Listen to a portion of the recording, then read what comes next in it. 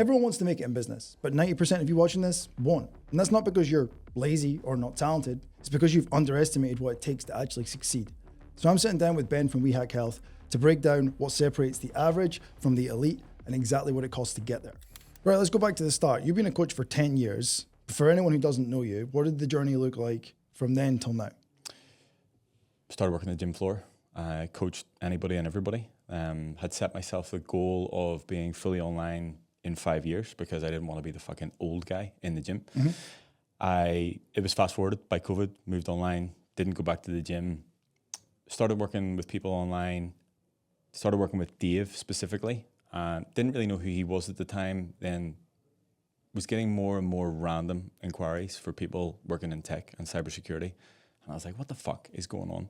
Turns out Dave was kind of a big deal in that space. The Jesus of cybersecurity. The Jesus of cybersecurity, yeah. And from that point, started to really enjoy the conversations that I was having with those people and starting to understand them a little bit more, and just went, okay, this is an industry of people who are, in essence, fucked whenever it comes to their stress levels, their health, their fitness. They've neglected themselves for decades, and just fully went in on the hacking and cybersecurity industry. And now I'm here. Fully online. Fully online. But ironically sat in your own gym, which is a conversation for another day. Fully, now you're the fully old guy online, in your own gym. Fully online in my own gym with my online clients in person. Okay, I love it. Good first full circle moment. So along that journey, there must have been a degree of self-belief and understanding that there was always more in the locker, and a lot of PTs get stuck on the gym floor. Not to say that's a bad thing, but the ones that have a desire to not be stuck on the gym floor, there's a lot of them that are stuck. Where do you think that all comes from? Like, was there always a belief at the start that this would be where you were at, or was there just a pulling to something else that you were unable to put into words? The initial thought of moving online was I had an online coach, and at the time it was trained by JP, which is hilarious given what I looked like then and what he looks like.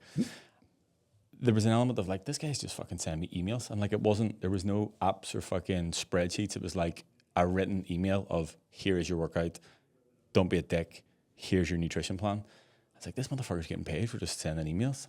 So that was the goal, is to go online. I need to work on the gym floor and understand how people work and how clients work and how to actually coach first. And then from that point, being around other coaches and being in the environment, there was a lot of I don't want what they have. I need to be different. I need to not do what they're doing, because I will end up stuck in that place. People who were on the gym floor, again, no shade on them, but it's just not what I wanted for maybe 10, 20 years. And I'm like, what do I need to do differently to not have that?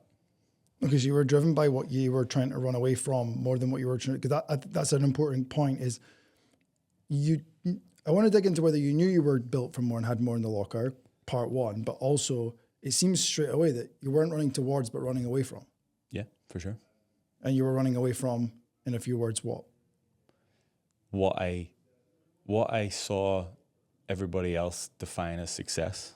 I wanted more from that. And actually there's a story within that. There was a guy who was a boxing coach, and I didn't really get on with a lot of people initially, but him and I did not gel right away. He came in and he's like, I have 7 years experience, and he was the big dog. And I was like, bro, if you have 7 years experience and you're still doing what I'm doing, like, fuck that.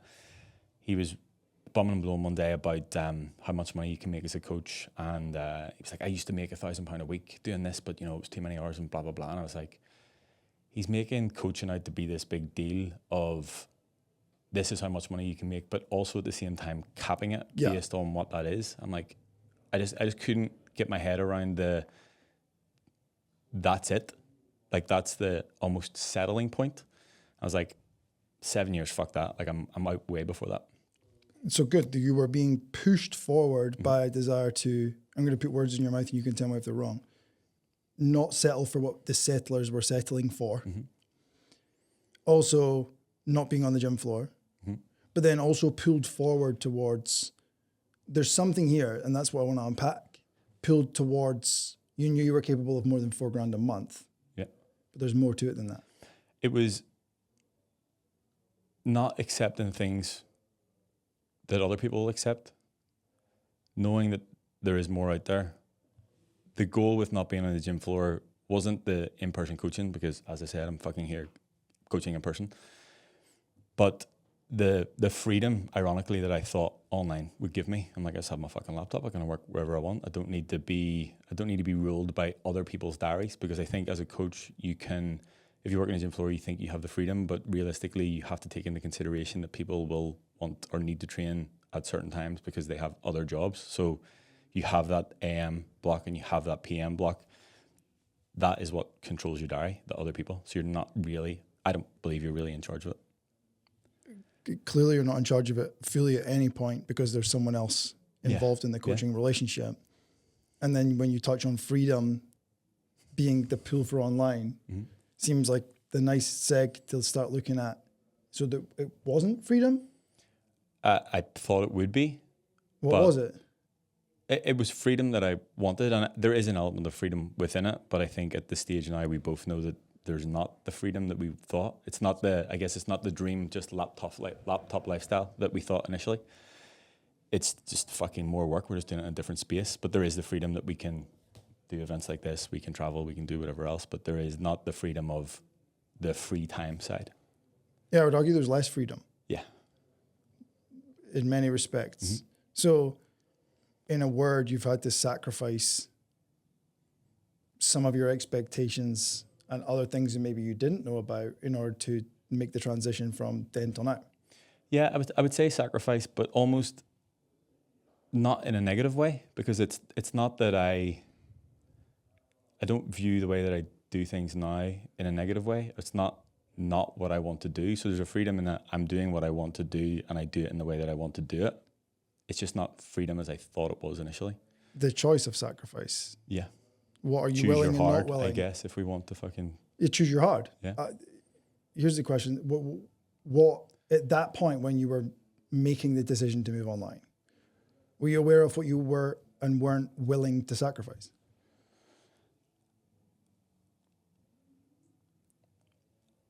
I was probably not conscious of it. I just knew that I didn't want this thing and I wanted that thing. So at that point, the push was stronger than the pull. Yeah. Right.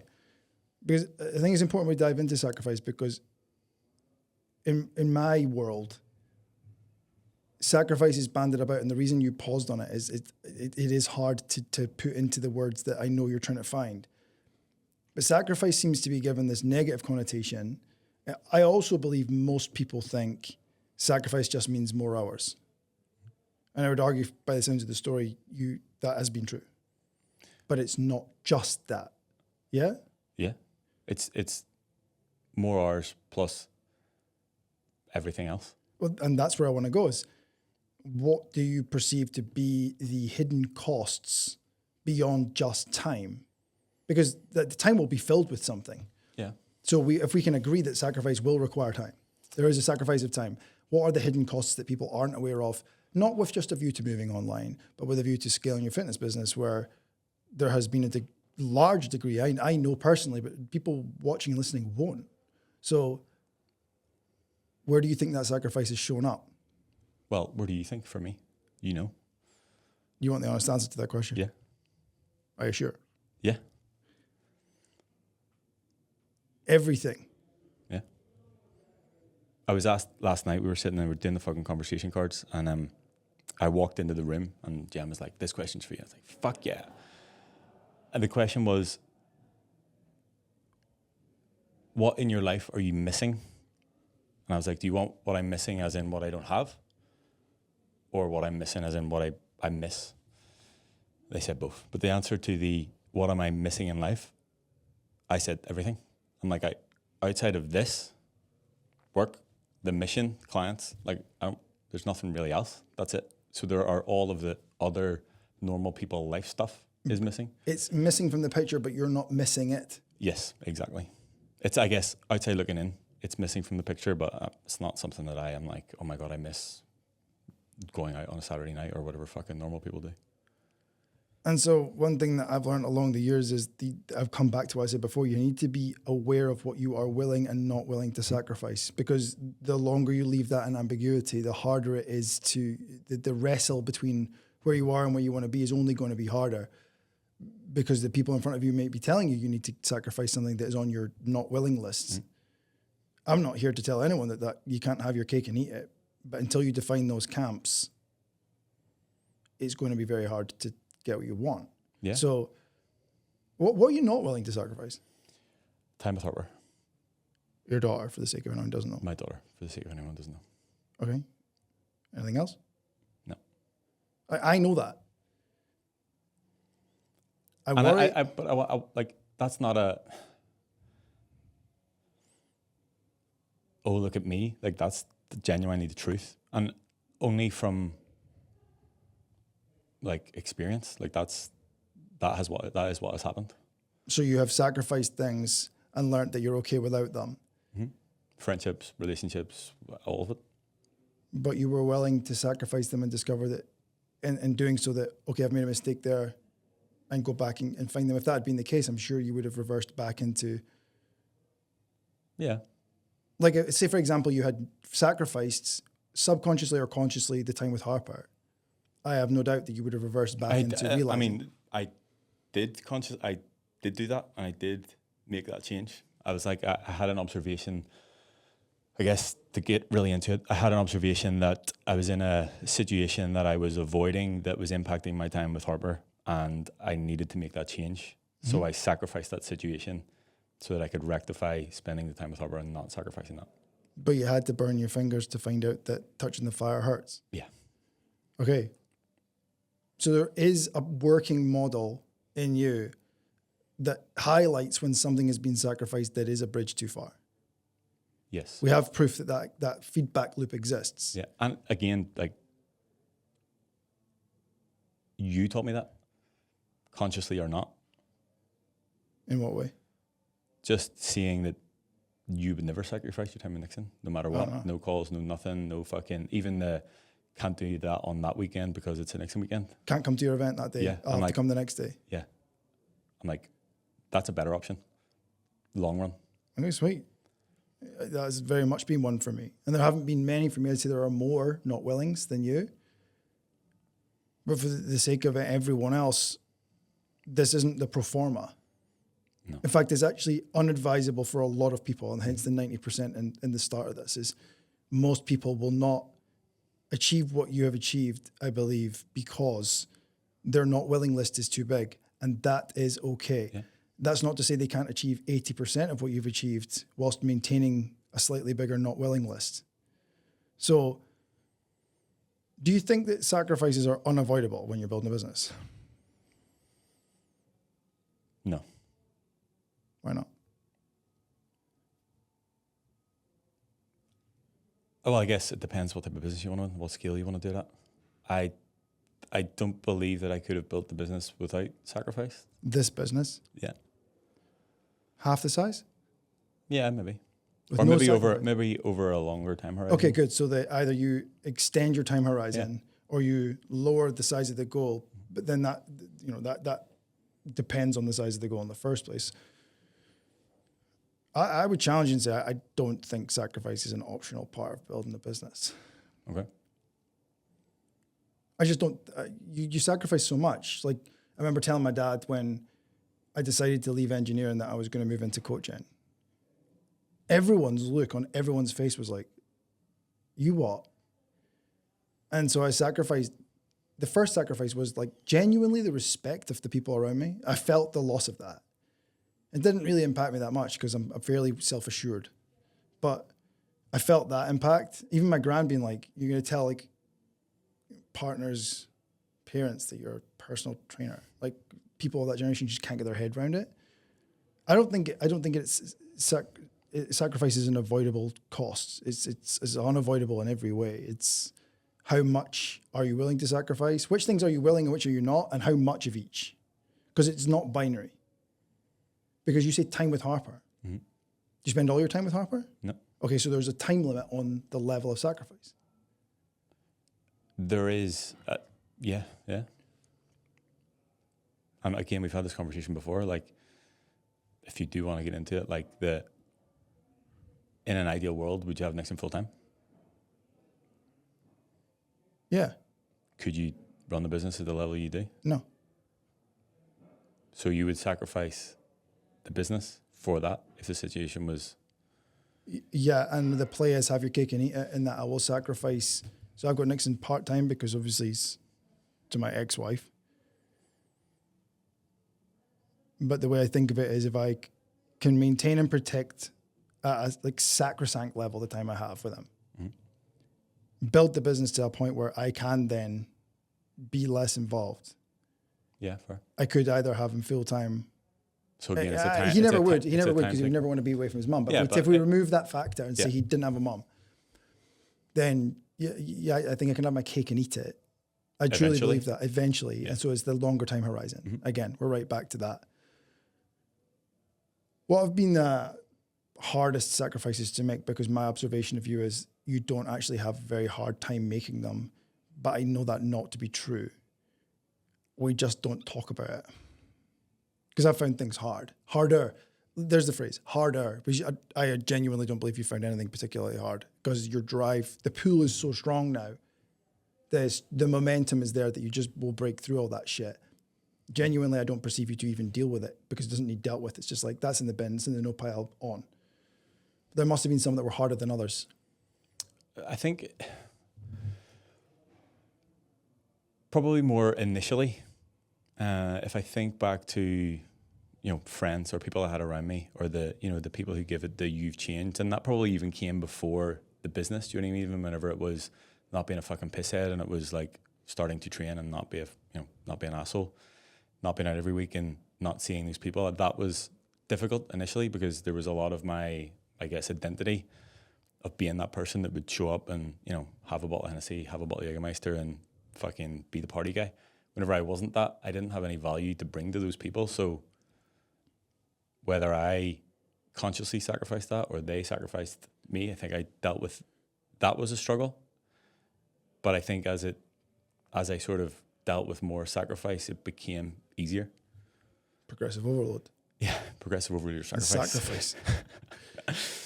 You stepped away from that group of people and everything that came with that, which was the identity. That's a huge one, is like the identity of groups of friends that are no longer serving you, not for a dislike of those people, but for a pursuit of something that those people aren't in pursuit of. If I want to be a good golfer, joining a rugby team probably isn't going to be the right play.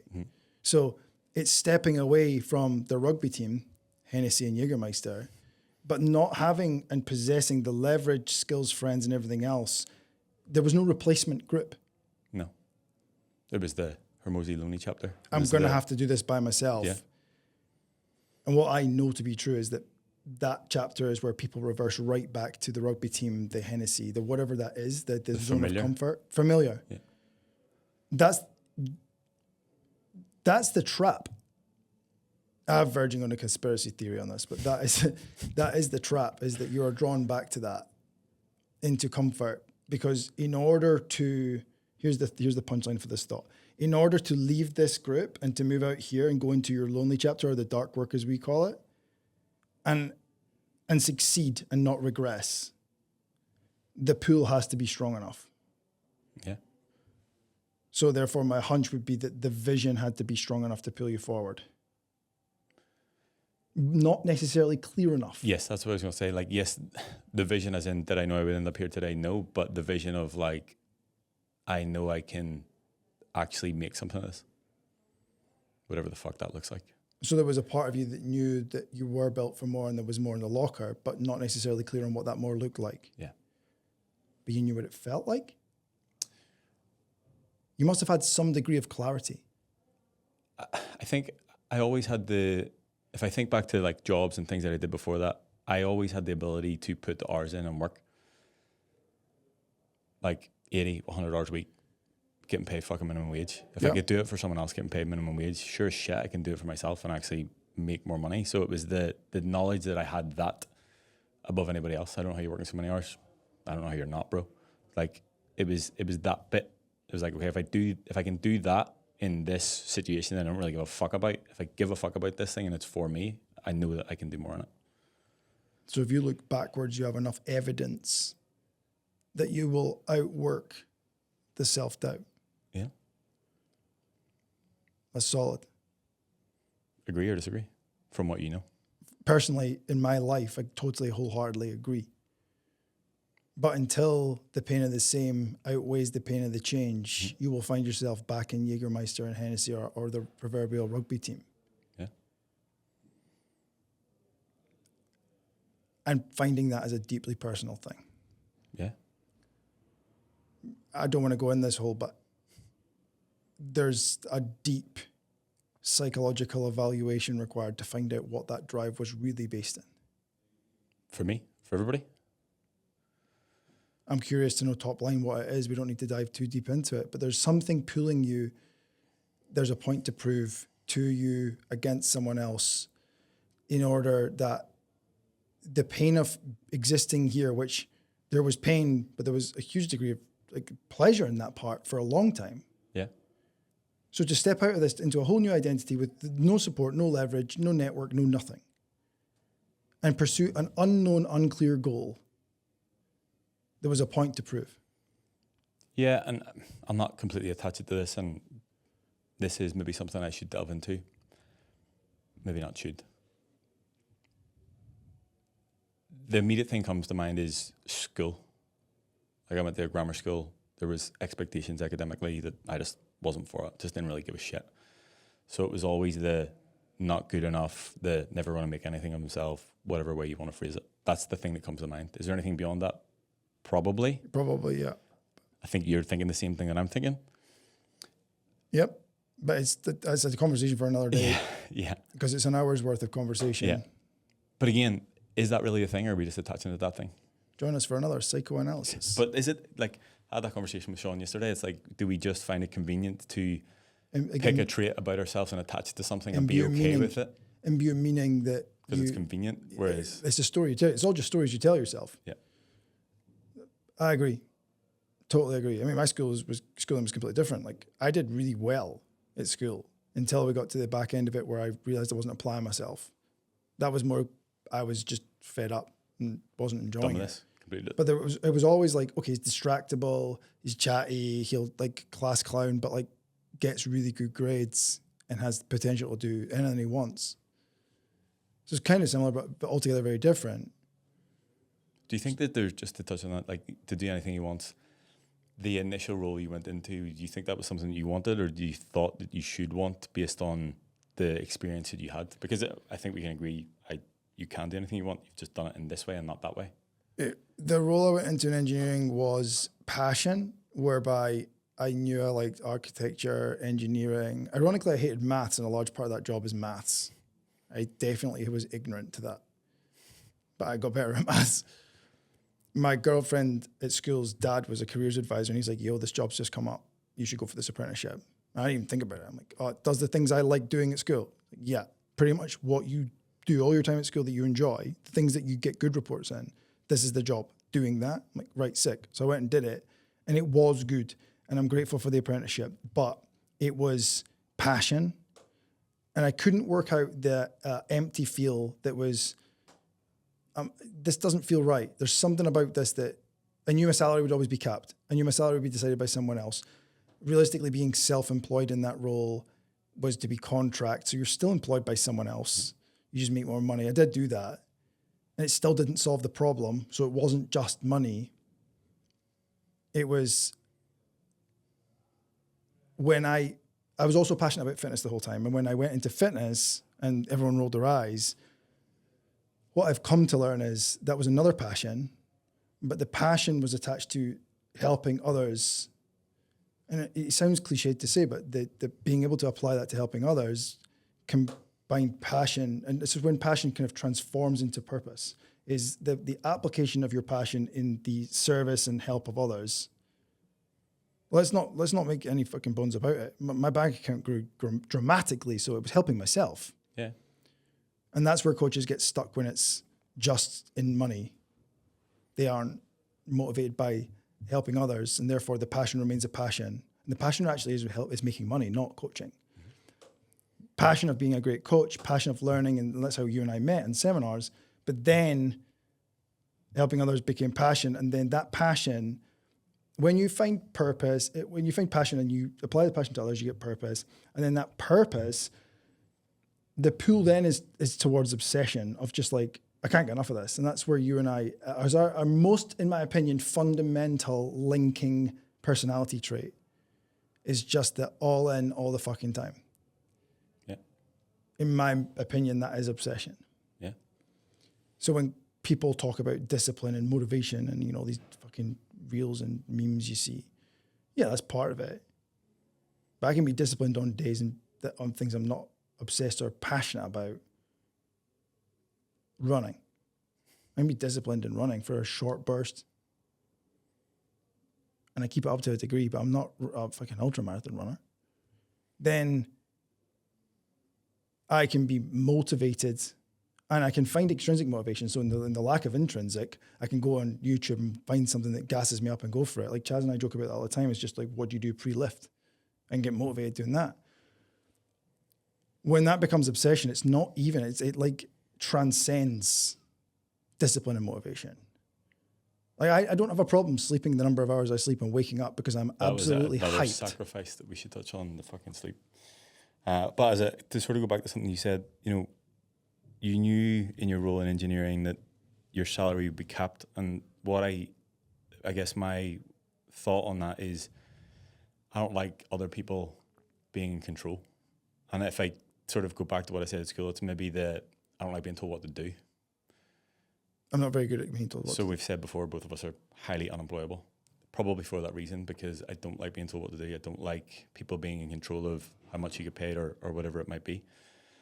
So that would potentially was a trying to run away from that thing also. My perception of that in you is it isn't ego, because that can be defined as ego. I don't like people telling me what to do. That sounds like an asshole without context. Yeah. You are an asshole, but let's break it down why you're not in this case. Context. Is how I would define that as I'll let you touch on the control freak thing because that's your nugget to drop. You know what I'm talking about? So there's that. But in my opinion, there's also, I've told you before, you are the high agency person. So I once listened to a podcast and he was talking about if you were locked in a third world jail, who would you have one call. Who are you going to call? You got 10 minutes on the phone. And I messaged you and said, yo, I've listened to this. You should listen to it. You're the person. You're like, yeah, bro, you too. And we agreed that that's because we're both high agency. So the reason I don't like being told what to do is I, like making decisions and acting fast. B, have the ability to back my own decisions. C, have the ability to test those and be okay with like, okay, that didn't work. What's next? And that high agency comes back into play. But D, also, I have the humility enough to know when I don't know enough to solve the problem yet. Fair. And I feel like that's what's going on with you. But I want you to touch on, before we move on, are you a control freak? I don't think that's something that I ever would have labeled myself. I like to be in control, but I never would have said that I'm a control freak specifically. The first event that Dill came to in Phoenix, we recorded a client podcast and I got Dill to sort of wrap it up. And somebody said about me being a control freak. I don't know what the context was. And if I think about it now, Dill sort of said off the cuff from his observation of like not very much really, was I'm not a control freak, I'm a quality freak. And again, if I take it back to the not like being told what to do, it's maybe just not liking the way that other people do things. Not that I think that my way is better, but I want to do it in my own way. I like my way. Yeah. Okay. I've got a spicy question for you. Hit me. Would you sacrifice control? If you're not a control freak, you've just told me you're not a control freak, would you sacrifice it? To an extent. Elaborate. There would probably things that I guess as I grow and as the business grows, I realize that there are things that I enjoy more. So building the thing. I had this conversation yesterday. Over the past 6 months, I've been the on the business, not in the business person. And I fucking love that bit. Whatever the thing is, that I love the building the thing. So from a giving up control, I'm willing to give up the control of the management of clients to the right people. This is good. Because I know that there are people who are potentially better at that, Mm-hmm. or can be trained to be better at that. Mm-hmm. Because I know, number one, what I enjoy, and number two, what I feel like I'm good at. So we've just again identified a willing and not willing. Mm-hmm. I'll summarize as best I understood. You're willing to sacrifice in the micro because you're not willing to sacrifice in the macro, which is a macro being you're looking up and out, strategic direction, big picture thinking, creating. Mm-hmm. But in order to make time for that, you have to sacrifice the micro, which might be client interface, the jobs that our coach, you can train someone else to do. Yeah. And it's exactly that. It's I guess, being more in line, and I guess being a lot more clear on what I actually want this to be, knowing that I have to be the person that is the person that builds it to give it the direction, and knowing that I can't also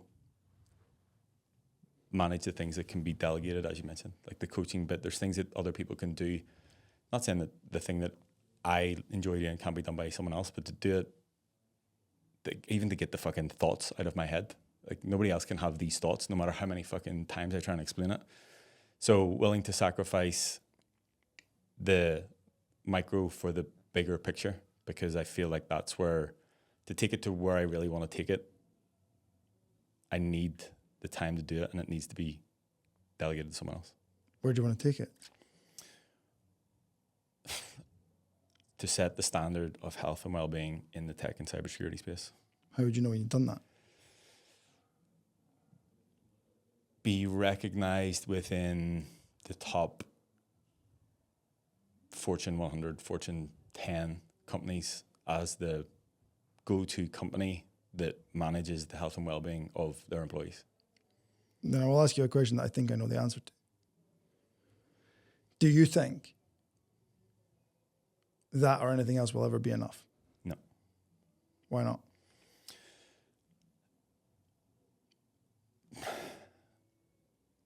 Because the next level after that requires more sacrifice. Because I've come to learn there's always more. You just potentially can't see it yet. And even when we were talking about this before, there was conversations around, like, when you felt successful, like what's my answer to about, feeling about success, or when did you feel successful? I don't. Do you need to? No. Because there's a should in that you should feel successful. Yeah. Here's And there is a lot in that. Like, I recognize the things that I have achieved, and fine. I more often look forward as to, okay, right, I've ticked that box. What's the next thing? Mm-hmm. Seldom do I look back and go, fucking hell, look how far I've come. Even whenever Chaz was mentioning earlier, like, how'd you get from this to this? And I'm like, I haven't really just like done work and got here. Like, because I don't often look back and go, I have achieved all these things. Observation for me is that you and I are better at helping each other see that than seeing it ourselves. 100%. Okay. Right, we've talked about the kind of success side. Let's look at the failure side. There is no doubt in my mind that there has been a great degree of raw failure along this road. Was there ever a point where you thought it might not work? And if so, what kept you on course? Maybe not so much might not work, but not work in the way that...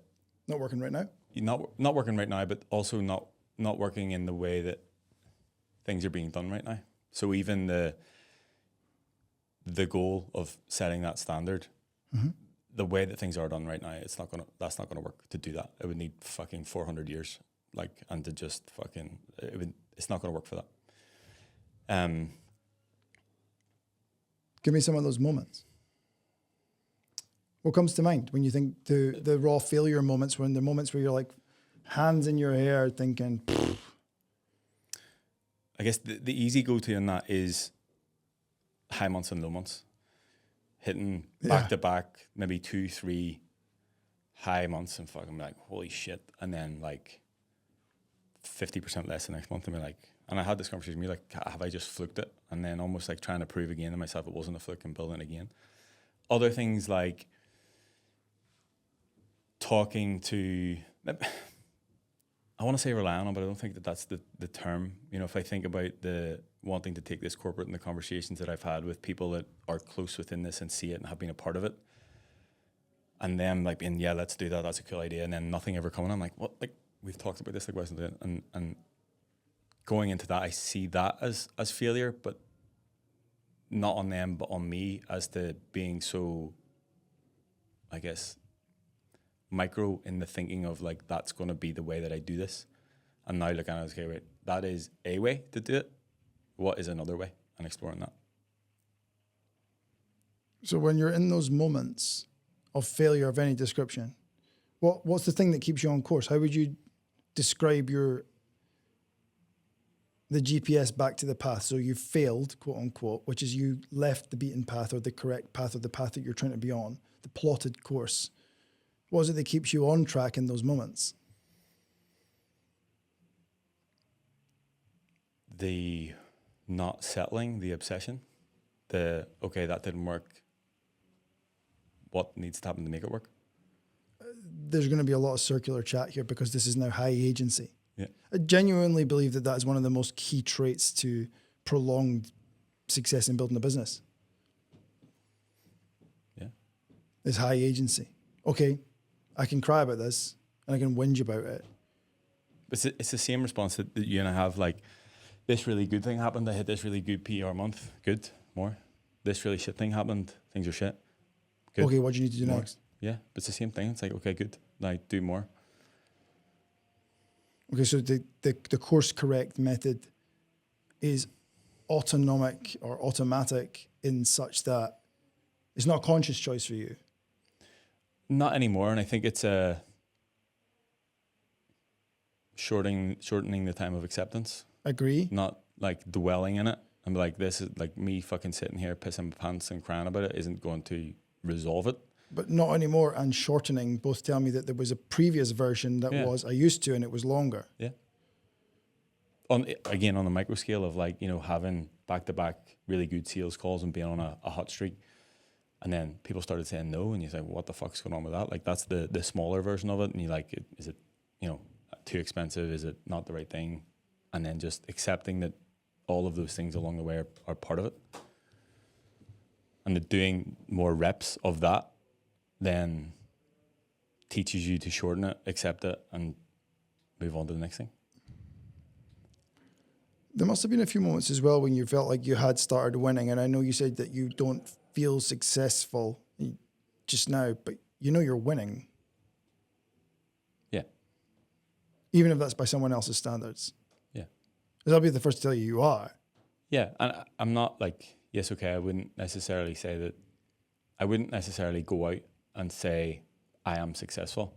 And potentially that's based on always looking up the ladder or behind the next curtain, like knowing conversations that I've had, like I've mentioned to you before, of just like scale of things and being like, holy fuck, like I'm a little boy here in terms of what I'm doing. Or the Hormozi document of I am pathetic in everything that I have ever done. But I'm by no stretch of imagination do I think that I'm not winning or don't live a good life. What changed when you felt like you started winning? What changed in terms of what, like my thought, or what like actually changed? What changed?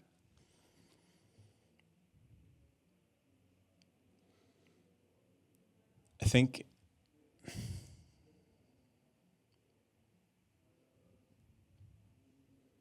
probably the worry, I guess. Like you get to a certain level of things, you don't need to worry about certain things. So you're not like, I guess it's a abundance mindset, if I want to put a fucking phrase on it. It's like I think I was just sick in my mouth. Yeah, but that's... I agree. I don't know a better phrase. It's not scarcity anymore. It's the lack of scarcity as opposed to the presence of abundance, because I know you well enough. Yeah. It's not the presence of abundance, but the lack of scarcity. Yeah. So the push reduced. Yeah, and it's even like being okay, and I don't know that there would have been another version of me that would have been okay in making the decision that I'm going to spend the next X amount of months working on the business with the understanding that those months are going to be lower income months, and being okay with that. Like there was a lot of, and even probably at the start, I maybe wasn't as okay with it as I am now, because you do look at the metrics as to, you know, this month versus last month, or this month this year versus last year, and I have had a lot of that. But then the more that I go down the path of building it and being clearer on what the bigger vision of that is, I have an understanding that there had to be, and maybe not, but the way I've done it, there had to be a pullback on that so that I could like build the next step. Okay, so you've had to adapt along the way Yeah, to those various different degrees of success, if you want to call it that. to the scarcity reduction. Yes. But the wolf's got further from the door, to put a bumper sticker on it. When you started, the wolf was right at the door. Like, you don't have £2 to rub together. You don't have a big savings pot. And I think I just heard was winning and succeeding and success in any degree has made the wolf further from the door, which is. So I guess if we get full circle, there's freedom in that. There is freedom to be able to be okay with doing that for X amount of months with the vision of the bigger thing, because you have the lack of scarcity. And so there was some life changes that probably came with that. I mean, I can think of a few, but tell me what they look like. I mean, I'll tell you right now. I stayed at your house last night. Yeah. Mm-hmm. How many cars are on the driveway? Well, there are currently only 2. Okay, tell me how many cars are on the driveway normally. 3. And how many people live in the house? 1. Okay. How big's the house? Very big. How many people live in the house? 1. Okay. So there's been adaptation to it. Even this place, like, somebody asked me earlier about, you know, how cool is it you have this? I'm like, yeah, I mean, yeah, it's cool. Like, but I don't ever come in and go, like, this is, you know, I don't ever go like, oh, mate, look at this. Do you know what I mean? I know what you mean, but I'm different. What do you mean? I do that. Like, I genuinely believe that running my business from that headspace is when the business grows. Because like, I did do this. Pat on the back, buddy. Like, for 2 minutes. And then, like, okay, now shut the fuck up and get back on with it. Yeah. Those moments are the moments that ignite another drive. But I agree. But also I know both of us, we do these things for us. It's not a show. It's that we do this because this is what we want to do. So I think that being able to recognize that and understanding that there's a why behind these, and like, yeah, okay, this is a gym, but it's also a fucking full-time content studio. It was fucking chaotic yesterday with everything that was going on. It's near enough a house. Yeah.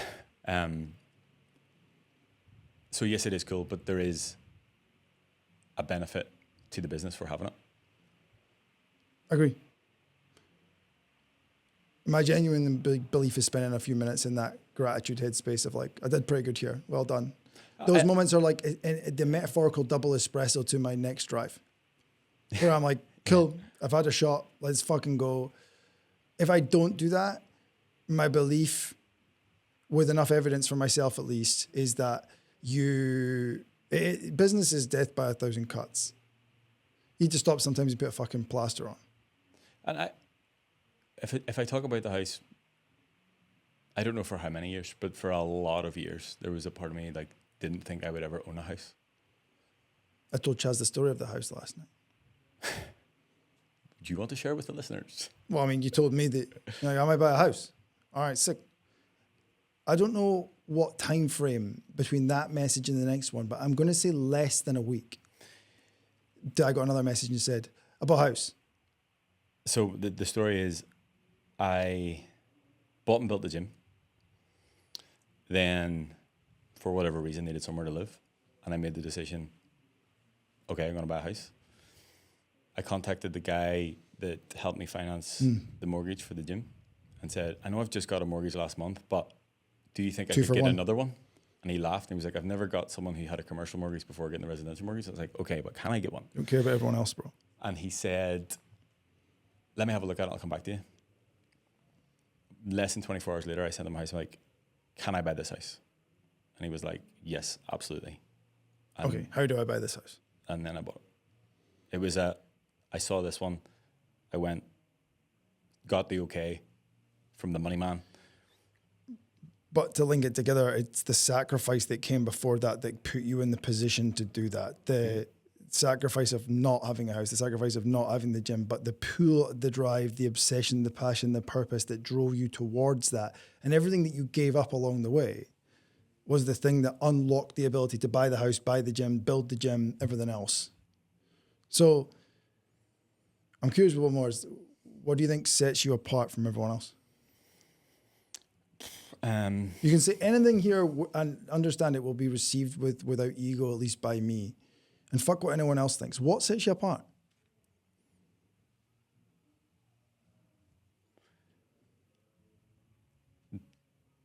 My willingness to work. My inability to accept things for how they are.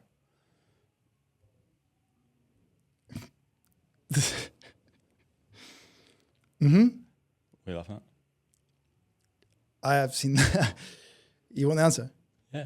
I've seen that be as much costs as a benefit to you. Okay.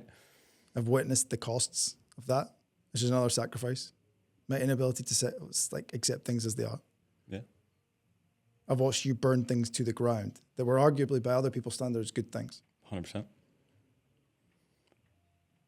By other people's standards. Whose measuring stick are we using? Many Whose are you using? I can answer, but you know the answer to this. Our Lord and Savior. Nah. My own. Yeah. Many years ago, my one other friend in the world, Ali, after coming out of a relationship, let's say, he was like, that relationship you were in was perfect. It was the perfect setup for someone else, but not for you. You just couldn't see it at the time. There will be lots of opportunities along the way, and there will be lots of good opportunities along the way, but they might not be your opportunities or your good opportunities. Yeah. I've been presented many opportunities.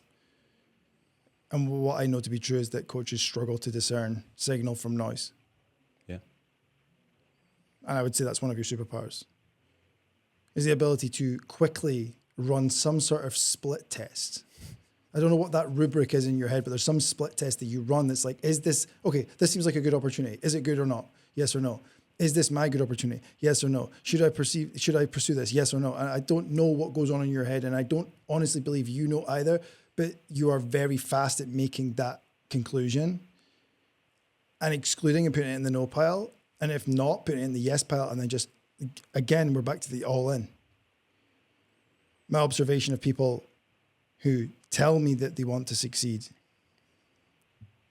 but don't is that their belief of all or nothing is a bad thing because of the implied sacrifice. Yeah. All or nothing has implied sacrifice. Yeah. And you're okay with making it as long as it's not Harper. Yeah. All day, every day. I would also add, or your mum. Or my mum. Or, truthfully, you. I appreciate it. But that's it. That's where we draw the line. Cool. But I don't ever see a situation that I would have to sacrifice this for that. I have one more question for you. Why didn't you quit? Ever? Because then everybody else would have been right. Perfect full circle from earlier on. When you weren't able to answer earlier on, are you proving yourself right or proving someone else wrong, or what you prove and point to prove? There's no judgment, and don't add meaning. You're out to prove people wrong? You have to tell me who. Both. Probably more prove people wrong than prove myself right. Always, or has that balance changed? The balance has changed. Initially, to prove people wrong. Same. But now, to prove myself right. And to the conversation that you had when we were in the truck yesterday, when the guy questioned, is that even possible? Like, yeah. That's a prove yourself right thing. It's not a prove him wrong. You can fuck with him. I agree. I've shifted the balance from I'll fucking show them to there's enough evidence now that I can do this thing. Yeah. Watch me go. I've done this over and over again. I've completed I'm many going to levels. reprove to myself that I can do this. Here's my closing question, Your Honor. For anyone consuming this, watching us, listening to us, in the fucking lonely chapter, the dark work, the messy middle, what is it you could give them one brutal truth that they need to hear?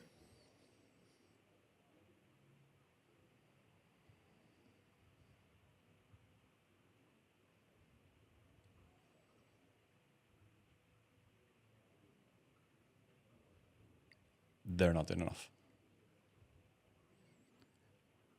I like the lack of context. If someone asks, of what? And that is the problem. I would add the willing and not willing to sacrifice for me. Yeah, and that's a very important question. And actually, I don't know if I had this thought before, but it must have been in Scottish summer camp. Mm-hmm. When I was putting the questions together for the slide, it was the what are you willing to sacrifice, and I knew Sean would be in the audience and he would chirp up with what are you not willing to sacrifice. So I put them together, and I think that oftentimes the second question is more important than the first.